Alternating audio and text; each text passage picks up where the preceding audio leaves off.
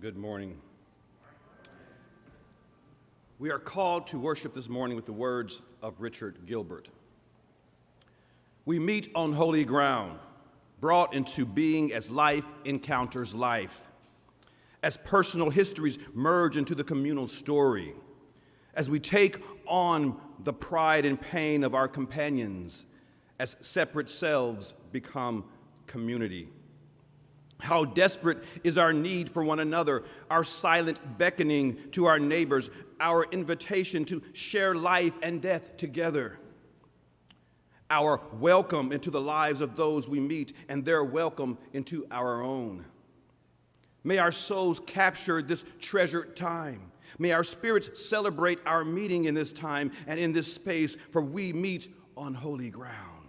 Come, let us worship together.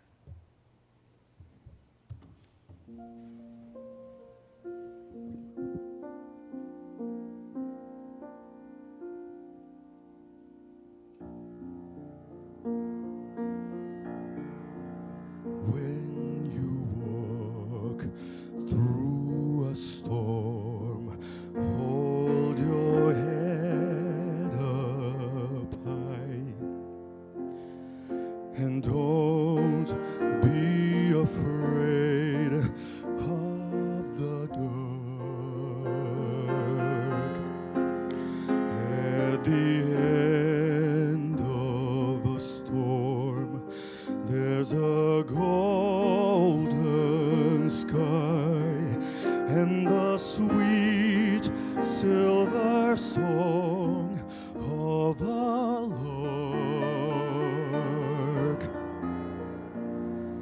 Walk on through the wind, walk on through the rain, though your dreams be tossed and blown. Walk on with hope in your heart, and you'll never walk alone. You'll never walk alone.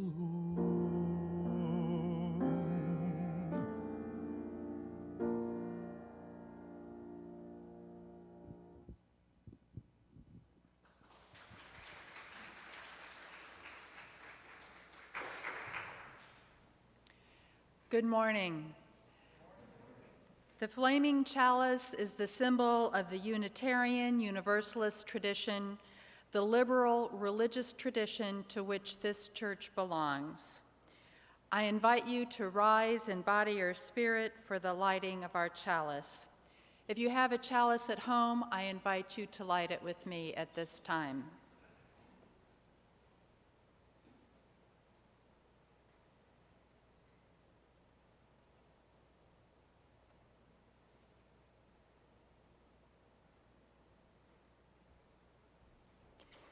Will you please join me in reciting the words on the screen? As we kindle this flame, we recommit ourselves to the mission of this congregation, to build a Unitarian Universalist community that transforms lives and empowers people to serve the world. May the light of this flame be welcoming to all who seek a liberal religious home. Please be seated. Our opening hymn this morning is number 159, This Is My Song. To help keep everyone safe, we ask that you refrain from singing along. However, we do invite you to quietly hum along with your mask on.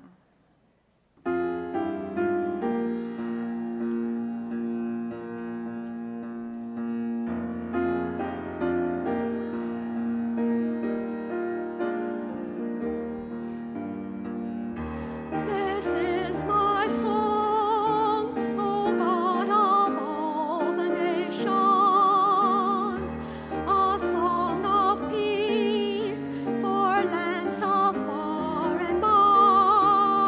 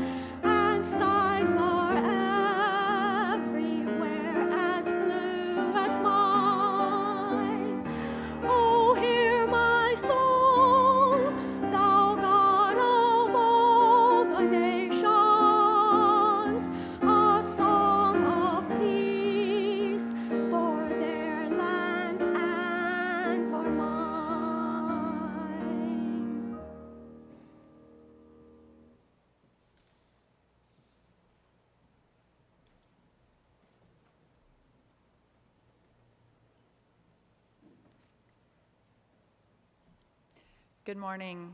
I'm Becky Elliott, a worship associate and member of this congregation.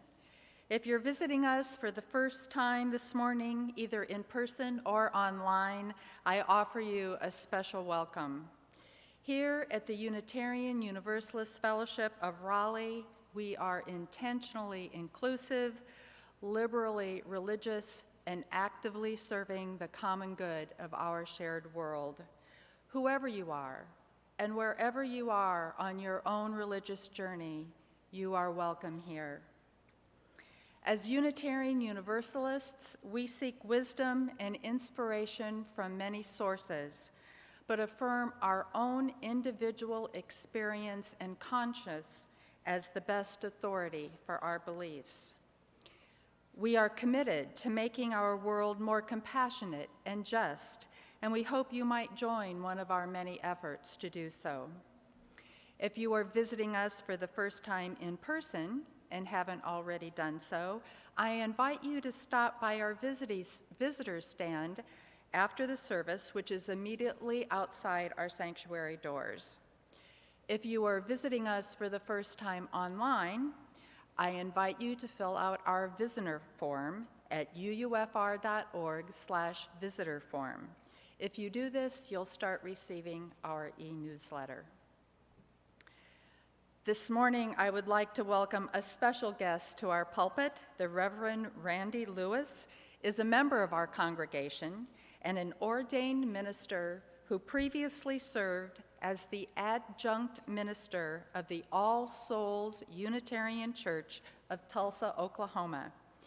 He is currently the managing director of Clergy 211, an organization of inclusive and progressive clergy who provide non-judgmental rites of passage ceremonies to all people from all walks of life. We are grateful to have him in our pulpit this morning.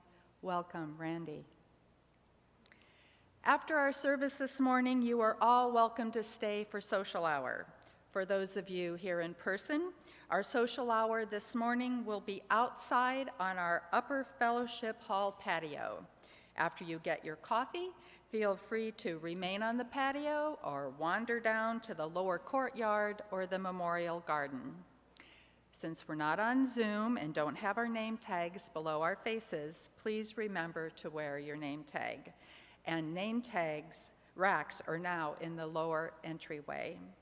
For everybody online, feel free to join us for our online social hour immediately after the service. There are instructions on how to do this on our website. I invite you now to meet and greet each other. As a gentle reminder, out of an abundance of caution, we are refraining at this time from hugging and shaking hands. But we encourage you to greet one another with a wave, a nod, a warm hello. For everybody at home, please do so using the chat function on your screen.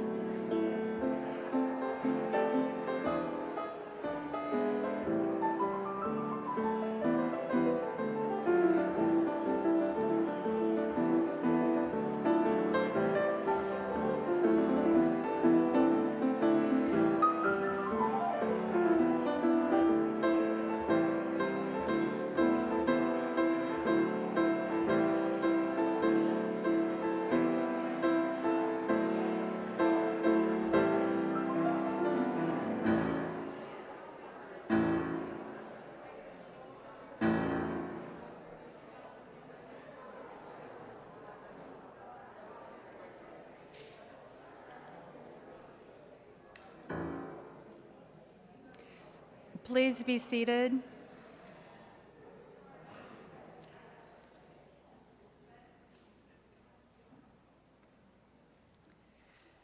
This is the time in our service when we acknowledge some of the joys and sorrows of our community. Anyone is invited to email a joy or sorrow to joysandsorrows@uufr.org before 9 a.m. on Sunday mornings. And anyone is also invited to light a candle before our service and fill out one of the cards. Folks at home may also share a joy or sorrow using the chat function on your screen. I'll share some of the joys and sorrows I've already received now. Jay Goodeman shares the concern about his nephew, sister, and brother-in-law after his nephew's recent diagnosis with breakthrough COVID. Jay's brother-in-law is immunocompromised, and so we share Jay's hope that he and Jay's sister will both remain well and that Jay's nephew will get better soon. Nikki Massengill shares a concern about family members facing possible flooding in their home from Hurricane Henry. Nikki shares that Rana and Jason Waddell and their 2 young boys, Nikki's daughter and her family, recently moved to Newport, Rhode Island. We hold Nikki, Rana, Jason, and the whole family, and all those in the path of Hurricane Henry, in our hearts and pray for their safety. This morning, Anastasia shares that her Tuesday-Thursday clients' needs have gone beyond her skill level, dementia. So we hold Anastasia and her clients in our hearts this morning. As we reflect on all these shared joys and sorrows, as well as the joys, sorrows, fears, and hopes of our own lives, let's be together now for a time of stillness and silence, opening ourselves to the Spirit within us, between us, and amidst us, called by many names, but known to every human heart, that leads us towards a fuller experience of life. After the silence, we will remain seated and listen to Linda sing hymn number 1002, Comfort Me. But now let us be together in stillness and silence.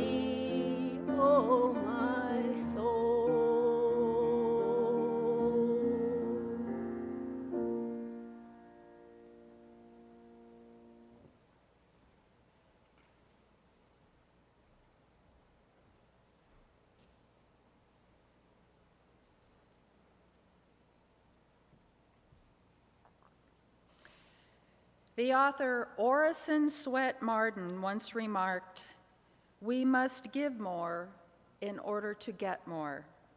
It is the generous giving of ourselves that produces the generous harvest." Much of what we do at UUFR is only possible because of the generous financial gifts so many of you provide. Will the ushers please come forward to collect the offering? Whether you are at home or in the sanctuary, it's also possible to give using one of the methods posted on our screen. Please be generous. Thank you.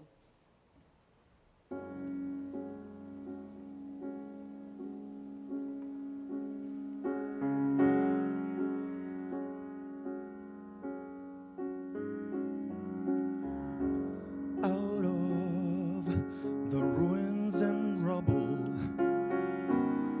out of the smoke,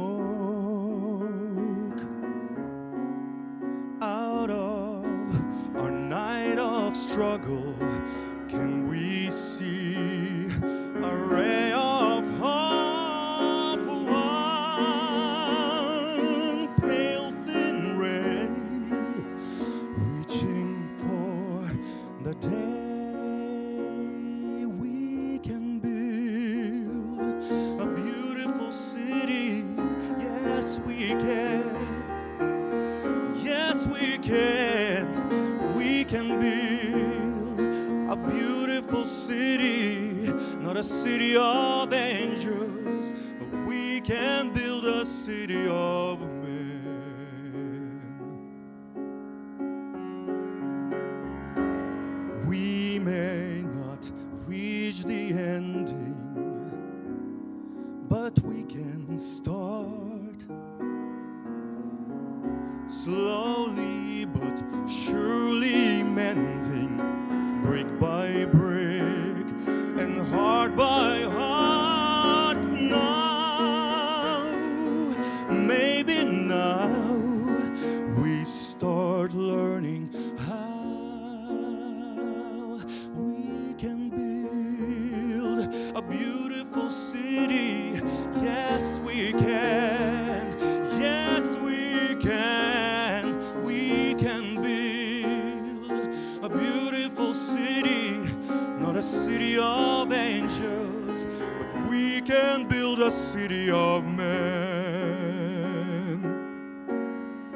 When your trust is all but shattered, when your faith is all but killed, you can give up, bitter and battered, or you can slowly start to build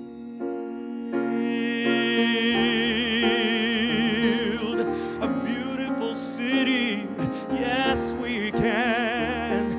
Yes, we can. We can build a beautiful city, not a city of angels, but finally a city of men.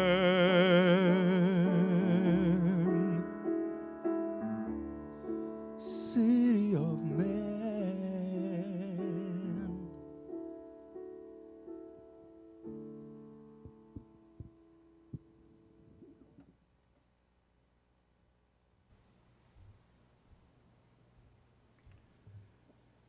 Today's reading is from the hymnal, number 461, We Must Be Saved. I'll read the bold print if you read the yellow italicized, or the yellow print. Nothing worth doing is completed in our lifetime. Therefore, we are saved by hope. Nothing true or beautiful or good makes complete sense in any immediate context of history. Therefore, we are saved by faith. Nothing we do, however virtuous, can be accomplished alone. Therefore, we are saved by love. No virtuous act is quite as virtuous from the standpoint of our friend or foe as from our own. Therefore, we are saved by the final form of love, which is forgiveness.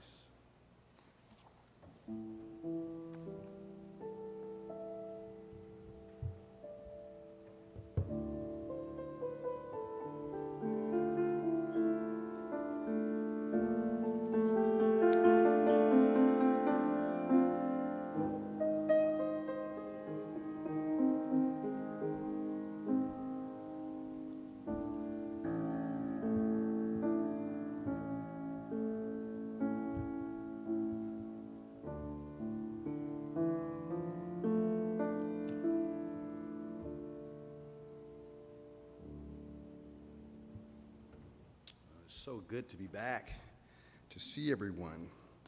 I wanted to make one correction about my bio. I am an ordained minister in the Baptist tradition. However, I'm not in the UU tradition. But mid-September, I'm going up for my final interview for preliminary fellowship. So.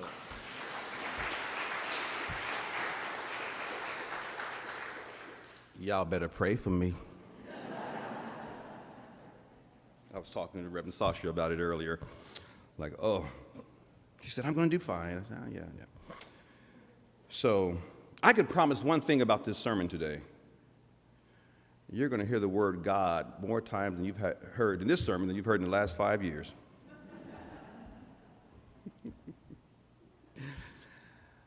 I have ministered countless times around the subject of forgiveness. You may recall me sharing with you from this very pulpit a process that enabled me to forgive my abusive father. It was the act of acceptance, accepting the fact that whatever has happened in the past cannot be undone. And the ones that hurt us cannot undo their hurt. We must learn to live with the present situation, the present outcome, regardless of what brought us to this point. And perhaps to revisit and reimagine the narratives surrounding the event that now serves to strengthen us in the present. I shared that I had written my deceased father a letter, releasing him from the blame and from the responsibility of my pain. The choices he made, good, bad, or indifferent, were the ones he made. They cannot be undone. To believe that he could have or should have done something different binds me to the past. In fact, it trapped me in the past. I've talked about the limitations of forgiveness, sharing a story about a deacon in my church who made the statement that he had, in fact, forgiven the man who had murdered his daughter. He was a bit surprised when I gently stated that forgiving the man for taking his daughter's life was not something that he, in essence, could do. I asserted God, or the source from which life stems, could absolve the offense if it were possible. And of course, his daughter could forgive the man for taking her life. And I'm thinking of the words of Jesus, who at his crucifixion prayed about forgiving his executioners. With care, I explained to the grieving father that he could potentially find it in him to forgive the man for the pain that the man's actions had caused in him as a result of his daughter's death, but he could not forgive the actual event. I've spoken about how forgiveness can be challenging, especially if the persons who hurt you don't admit the wrongdoing, nor seek forgiveness themselves from the people they have injured. I have a reflection where God writes an apology letter to creation. In first person, God pleads with the creation for forgiveness for not measuring up himself to the divine standards. God uses such statements as, quote, "Forgive me for remaining silent in your moments of desperation. Forgive me for allowing the erroneous narratives about me to persist for so long. Forgive me for refusing to heal your illness and disease after promising I would." I end with the process of granting forgiveness and accepting an apology that, in essence, was never offered. The concept of forgiveness is found in many of the world's religions and philosophies. And though it may mean different things to different people, generally, however, it involves a decision to let go of resentment and thoughts of revenge. I would also add letting go of assigning blame. We have all, at some point in our lives, forgiven those who may have wronged or wounded us in some way or another. And there have been instances where we've needed forgiveness for ourselves. So why do I keep coming back to the subject of forgiveness? It is certainly not a popular term these days, but it seems to be something the world needs as people are really, really angry. There's so much animosity in our society right now. People are angry at the state of things in our world and the things that are seemingly beyond their control, like the devastating pandemic that has caused millions of deaths globally with no signs of abating.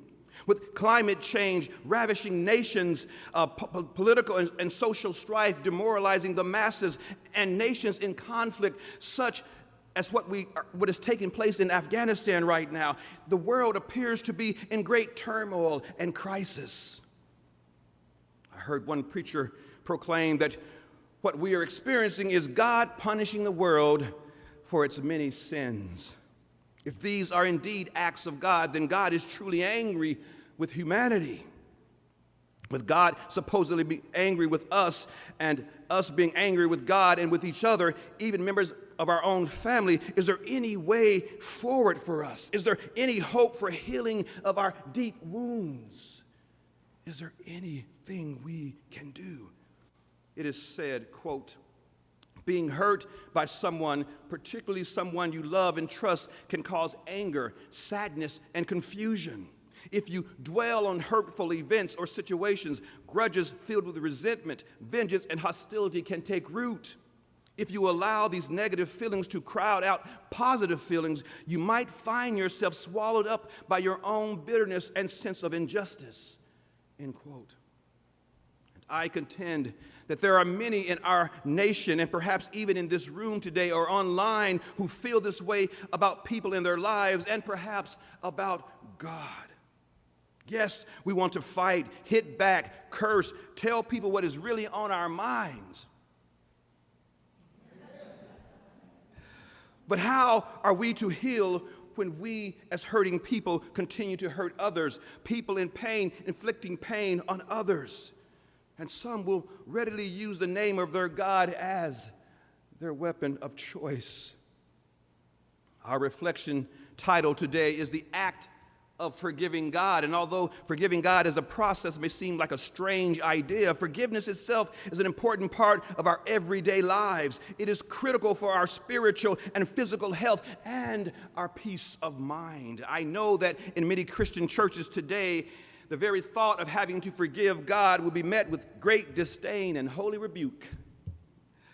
Because for them, God is perfect and above reproach and has nothing to apologize for or to be forgiven for. It is us humans who must seek God's forgiveness, not the other way around. And I knew it would be an interesting subject for this community as well, primarily because of the proposition of not only having to forgive God, but also for some of us having to acknowledge that a God even exists. Never to imply that we're all atheists, agnostics, or humanists when it comes to the various ideas around the notion of God, but rather to acknowledge that for many of us, the subject of God is either a touchy subject or a non-issue and a huge waste of time. People in our movement have long resolved for themselves concepts and ideas about God and what it means for them, their families, and their religious institutions. But from time to time, we do need to revisit our settled beliefs about a particular subject, perhaps to see it from a new and different angle. In Christianity, God is perfect in power and character, omniscient, omnipresent, and omnipotent, all-loving, absolute, and unchangeable, the same yesterday, today, and forever. And I have preached that many, many years. But herein lies the problem. None of what I just described as the nature of God addresses the question of evil.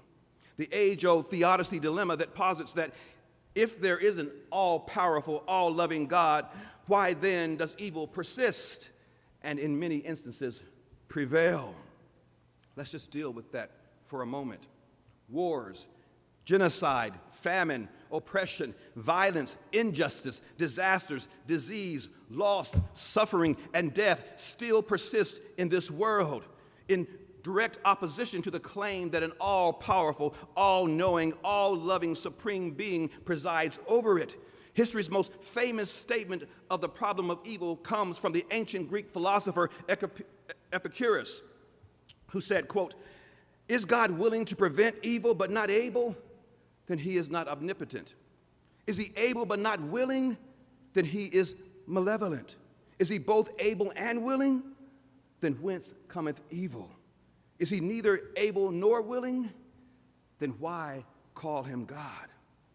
This is a fair question to ask of any deity, and throughout millennia, there hasn't been a sufficient answer provided. It would appear that God has indeed failed to live up to, quote, his godness, and therefore needs forgiveness whether he wants that or not. For me, the question of whether God exists is a moot point. If you've heard my sermons before, you may already know where I stand on this issue. From my perspective, God is real, period, discussion over. You can tell your friends that Randy said it, so it must be so. Goodbye. But I come from a very practical place in my declaration. I'm using the concept of God in a broader sense of one's reality. This is what moves us to action or inaction. And here's my point. It doesn't really matter what we think about the actual existence of God. I can assure you, each one of you, that every day you interact with a supposed believer in your daily activity, in the daily activity of your lives, you are interacting with the God that they perceive to be. The way we're treated, good, bad, or indifferent, can often be attributed to what they believe about their God or religious tradition, and they all differ.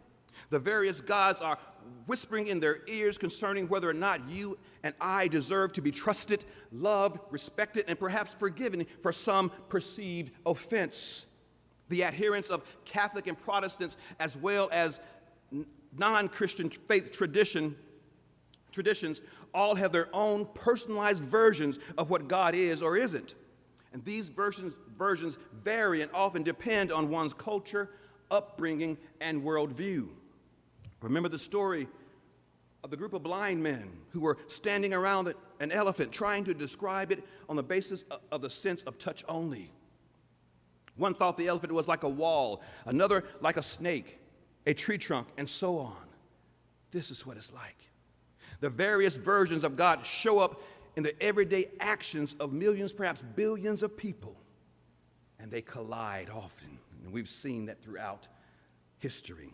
And like the gods, we even have multiple versions of ourselves. When we come into contact with people, they experience versions of us that others may not recognize. With each person, our experiences are different because of who we are and who they are. And so it is with every encounter and every relationship. And so it is with the concept or with God. And none of us can live up to all the versions of ourselves that others have of us. And if there is a single God, then certainly that God cannot live up to all the versions of himself, herself, or themselves that are out into the world. I say we don't have to deal as much with a God, but we must contend with his followers. Those who serve a judgmental, vindictive, and angry God would often demonstrate the same attitudes and behavior toward their neighbors. I'm not saying that's any of you, right? Some are even willing to wipe out nations over theological differences. We must contend with the ones whom God has told to avoid taking a life-saving vaccine, as it is supposedly the mark of the beast. This is real time. And you've heard me say it before. The ones who believe in a literal hell will often create hell in their own lives and in the lives of others. Amen?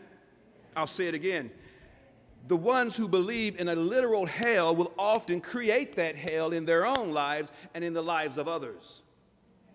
Those who believe in devils will act devilish. We're seeing that, right? So the real question is isn't whether God needs forgiveness for not living up to being God. I think for many of us, that is a foregone conclusion. But rather, the real issue at hand is the acknowledgement that it is we humans who have failed to live up to our own humanity. I must admit that over the last few years, I've found it difficult to even imagine forgiving certain people for some of the things that they have said or done. preachers, politicians, and presidents alike have said and done some mean things that have left me depressed, angered, and disillusioned. And I know many of you have felt the same. And for some of us, forgiveness is a difficult task. Many in our world would rather hurt than heal, would rather fight than forgive. And though there are times when conflict might be unavoidable, there should never be a time when forgiveness is unavailable. Anger impacts us in strange ways. But more importantly, it impacts the world around us, including those we love. I see how anger, animosity, and suspicion of the other are harmful to our relationships and to our own health and sense of well-being. Buddhaghosa, a 5th century Indian Buddhist philosopher, in discussing anger, said, quote, "By doing this, you are like a man who wants to hit another and picks up a burning ember in his hand and so first burns himself," end quote. We must come to the realization that we do the most harm to ourselves when we harbor unforgiveness in our heart. Forgiveness doesn't mean forgetting or excusing the harm done, and it doesn't necessarily mean reconciliation or making up with the person who has harmed us. The act, the hurt or offense the act that hurt or offended you might always be there, but forgiveness can lessen its grip on you and help free you from the control of the person who harmed you. The act of the past cannot change, but the narrative that we are telling ourselves could. This is how I was able to release my father. I had to rewrite the script that I had constructed about him. This is how we may be able to release God and each other as well. Perhaps if we let go of all the attributes that we ascribe to God, and by default the ones that follow him, and trust our innate ability to connect with each other, we can then start to do the healing work of God that's left undone. Today, God, or the objective reality, is not asking for forgiveness. But if we are to be in relationship with this reality, then we must grant it forgiveness nonetheless, because forgiveness is the necessary component of healthy relationships. Healthy relationships are made stronger through acts of seeking and granting forgiveness. I have a childhood friend who confessed to me once that he had been upset with me over something that I had done over 30 years ago. He wanted me to address the issue and his anger. Of course, I didn't recall the incident and could not respond. I told him that I wasn't the same person I was 30 years ago. I had changed, as we all do. So I asked him to forgive the 25-year-old me. None of us are perfect. And who among us would not like to go back and speak to the person we were back then, to ask them to change their ways, to make different choices, to go down another road, or to buy some Amazon stock?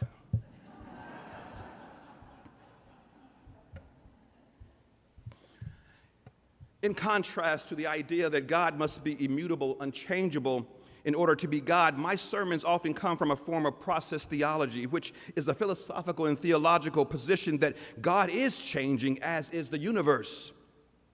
One of the first parts of my embracing process theology was to allow the concept of God to be changeable, able to be affected by my life and choices. A God who could be changed through having a relationship with me, and vice versa. A God in process, even as humanity continues to be in process. Such an image works for me. This has been my process that led me to being able to forgive God. I just had to reimagine what God is. Our needs will change over time, and it would be hard-pressed, if not impossible, to be in a relationship with someone who does not change along with us. Only perfection has no need of change. Amen. I can tell you that there is nothing worse than being in a relationship with someone who is perfect.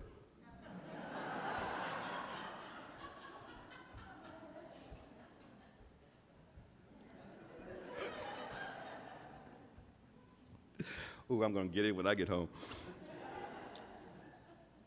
No one can relate to perfection. We're not meant to be perfect, and perhaps it was never the responsibility of God either. Perhaps the image of a perfect and unchanging God came from pious men who were complaining about their imperfect spouses. Now, that's something we can relate to. Amen? We all understand how any interaction produces changes, small or large, in the parties that interact. We continuously imprint ourselves on those with whom we interact as much as they imprint themselves on us. This is how a dynamic relationship works. Relationships should never be static, as love is never static. Love is active. It evolves, deepens, widens, matures, and changes with time. For healing to take place in our lives, we may need to release those who may have offended us. And that also includes God, or the reality, if you will, from our preconceptions about them and perhaps their motives. We often must let go of the image of God that we have been taught, or the form of God that we may have resisted, or the concept of God that so many people have implied and forced upon us. And we must be ever cognizant of the behavior of people who act in the name of their God. Because ultimately, it's not about whether we can forgive God, but rather whether we can forgive ourselves and the people and events that hurt us. What am I asking of us today? I'm asking that we consider the toll that unforgiveness is having in our lives and our world. I'm asking us to think about what is really important, being right or being in a connected relationship with each other. And yes, I'm asking us to reconsider the notion of God in a very different way. I'm asking us to heal ourselves and then heal one another. I worked with veterans at the VA, many of whom recently, you may know that as a chaplain, I was there. Many of whom of the veterans were injured emotionally and physically from their time in the service. While there, I witnessed how a great many of them seemed to have an expressed need to feel a connection with their God. Even in those brief, meaning-making moments, as I described them, I discovered a newfound respect for their faith when I, as a care provider, and they, as care recipients, met in a common place of need and service. To serve them fully, I had to learn how to validate their faith. To be in relationship with them, however brief, I had to be in relationship with their God. And the best way I could do that was to come to terms with my own. Once, while on call, a veteran paid me an after-hours visit in the chaplain's office. He was in hospice and knew that he only had a few days left to live. There, he poured out his heart, confessing his sins, some of which were grave. A particular transgression was against a nameless woman. What he had done to her had haunted him for most of his life. He never told anyone until that moment. After telling me how he made amends for all the wrongs he had committed, he looked at me, his eyes gazing with a sense of desperation, and he uttered one question that mattered to him the most. He said, "I am good, ain't I?" At that moment, I knew what our meeting represented to him. What I believed about God didn't matter as much. To him, I was that very presence. He needed a God of forgiveness, and perhaps I needed a God to forgive. And we met somewhere in the middle. I thought about how the nameless woman had suffered. Did she overcome her pain? I knew that I could not absolve him of his offense, as it was not my place. But I recall his pained eyes as I gently grabbed his hand and slightly squeezing it with the tender assurance that he mattered to me and to God, even if it was a God of his own understanding. His question to me exposed a place that only mercy and compassion could fill. In that moment, as I communed with this veteran, I could literally feel the presence of his God, because a deep spiritual need was being met. I sensed the power of something that gave us both a sense of hope in a very hopeless situation, something that in that moment gave life meaning. I recognize the love of God meeting that man in the very hour he so desperately needed. I still can feel what I felt in that very sacred moment.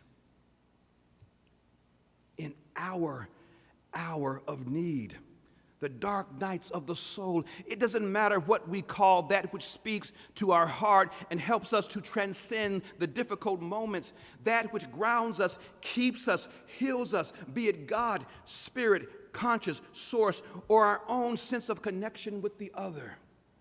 How we relate to what we believe about ourselves or our ultimate reality affects us on the deepest of levels.